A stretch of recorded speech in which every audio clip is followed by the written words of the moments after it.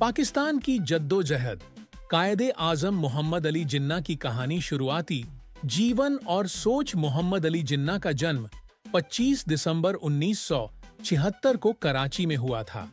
बचपन से ही वे एक अनुशासित, समझदार और प्रभावशाली व्यक्तित्व के मालिक थे।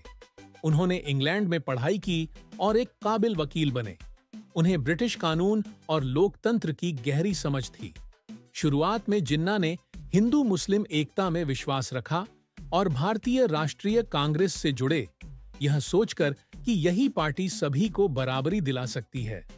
उनके प्रयासों के लिए उन्हें हिंदू मुस्लिम एकता का राजदूत कहा गया। लेकिन समय के साथ जिन्ना ने देखा कि कांग्रेस में हिंदूवादी सोच हावी हो गई थी। मुस्लिमों के साथ अन्याय होने लगा। शिक्षा, नौकरियों और राजनीति में उन्हें पीछे रखा गया। तब जिन्ना को एहसास हुआ, मुसलमान केवल एक अल्पसंख्यक नहीं है, बल्कि एक अलग कौम है। मुस्लिम लीग और टू नेशन थ्योरी का उदय 1913 में जिन्ना ऑल इंडिया मुस्लिम लीग से जुड़े।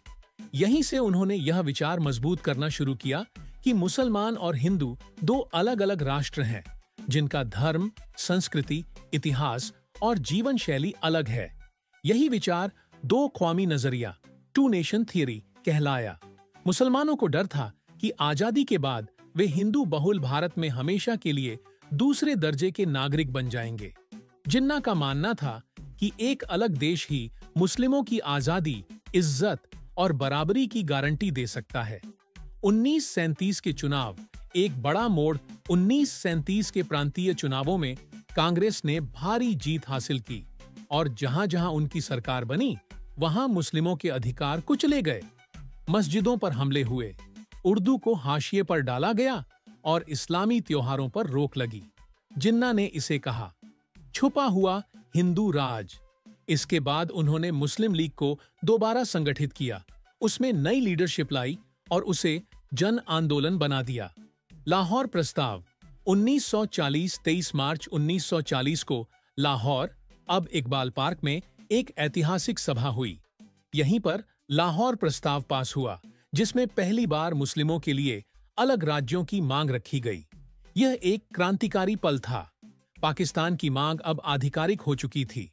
जिन्ना ने साफ शब्दों में कहा, हिंदू और मुस्लिम दो अलग धर्म, समाज और संस्कृति रखते हैं। उन्हें एक देश में जबरदस्ती मिलाना अस्थिरता और टकराव ही लाएगा। द्वितीय विश्व युद्ध और राजनीति का बदलता चेहरा। दूसरे विश्व युद्ध के दौरान ब्रिटिश सरकार को भारत की मदद चाहिए थी। कांग्रेस ने सहयोग से मना कर दिया, लेकिन जिन्ना ने शर्तों के साथ समर्थन दिया। इससे मुस्लिम लीग को अंतर्राष्ट्रीय मान्यता और ताकत मिली। ब्रिटिश सरकार को अब यकीन हो गया था कि भारत का बंटवारा अब टाला नहीं जा सकता। 1946 के चुनाव, जनता की आवाज। 1946 के चुनावों में मुस्लिम लीग ने मुस्लिमों की सभी सीटें जीत लीं। इससे यह साबित हो गया कि जिन्ना ही मुसलमानों के असली नेता हैं। जिन्ना पर कई तरह का दबाव पड़ा, हिंसा की धमकियां, आलोचना और उनकी खुद की गंभीर बीमारी, टीबी। लेकिन उन्होंने कभी हार नहीं मानी। पाकिस्तान का निर्माण 14 अगस्त 1947। 14 अगस्त 1947 को पाकिस्तान का सपना हकीकत बन गया। हालांकि इस आजादी की कीमत खून, दर्द और लाखों लोगों की जान माल की कुर्बानी थी। अपने पहले भाषण में जिन्ना ने कहा, आप आजाद हैं, मंदिर जाएं, मस्जिद जाएं या किसी भी इबादतगाह में। धर्म, जात और मजहब का राज्य के कामों से कोई लेना देना नहीं। जिन्ना ने एक आधुनिक, लोकतांत्रिक और सहिष्णु पाकिस्तान की कल्पना की थी। निजी बलिदान और आखिरी दिन, इस पूरी जद्दोजहद में जिन्ना ने अपनी सेहत, आराम और निजी जिंदगी सब कुछ कुर्बान कर दिया।